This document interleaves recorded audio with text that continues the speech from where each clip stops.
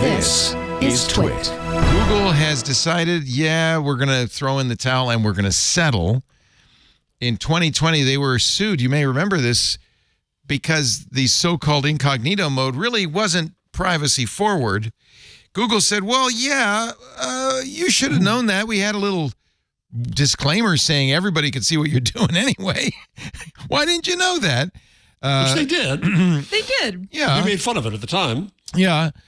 Florida resident and a pair of California residents accused Google of violating wiretap laws.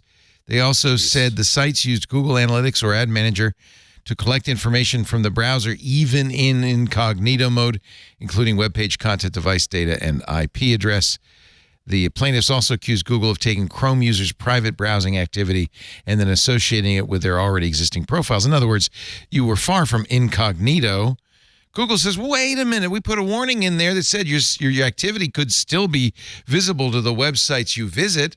Well, Judge Gonzalez rejected Google's bid for summary judgment in August, saying, you never really told users data collection continued even in incognito mode. Google has finally said, filed yesterday saying, all right, we're settling, which could well cost them. I've seen numbers in the billions. Well, if you settle, don't you know what it costs you? Google and the plaintiffs have agreed to terms that will result in the litigation being dismissed. The agreement will be presented to the court by the end of January, the court giving final approval. This Ars Technica article does not have a dollar amount, but I think I did see some with, was it $20 billion? I thought it was hundreds of millions. Hundreds of millions? All right, let me see if I can find it. I thought so. I don't know. I could be wrong. I could be hallucinating, as they say. $5 billion. $5 billion, jeez. According to NPR. That's your evil voice. $5 billion. Well, okay, wait a minute. They agreed to settle a $5 billion lawsuit. Oh. But for how much? Terms weren't disclosed. The suit originally sought $5 billion on behalf of users. Okay, all right. Yeah, I've been in that seat before. We don't know, I guess. I was about to say, it's rare for settlement amounts to be made public in these sort of cases. That's right. That's true. And usually, in fact, there's a clause that says you can't. Except when it's a big public thing, isn't it? Yeah. Except when was it a class action suit? Yes. In that case, the class. Oh, wait a minute. Was it? Actually, wait a minute. I'm sorry. I don't know if it was. It is a class action. So it is. Yeah, actually. So yeah, they'll say we all get the 50 cents each, or whatever. But that's another loss for Google in the courts. It's not been a good few months for Google. So what when you used incognito, or you use it still, what does it protect? Do we know? It's basically the spouse mode. It protects somebody with access. It doesn't add the sites you visit to your history.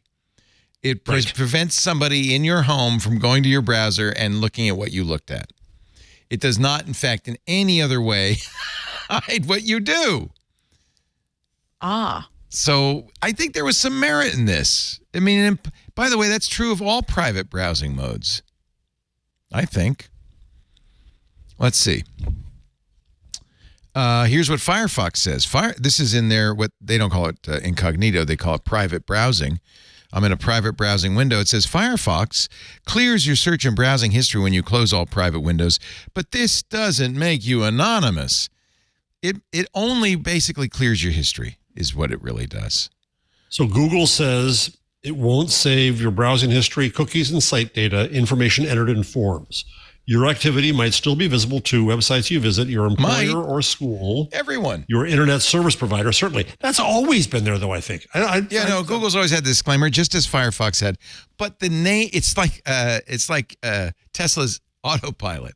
The name kind of implies the name alone, incognito, and then they have a little spy with sunglasses on and a hat. Implies that you're traveling around invisibly. We've always, I've told people this for years, but I think it's a very common misconception just from the name. So, and Google, this will be one of those where they admit no wrongdoing, but here, have some money.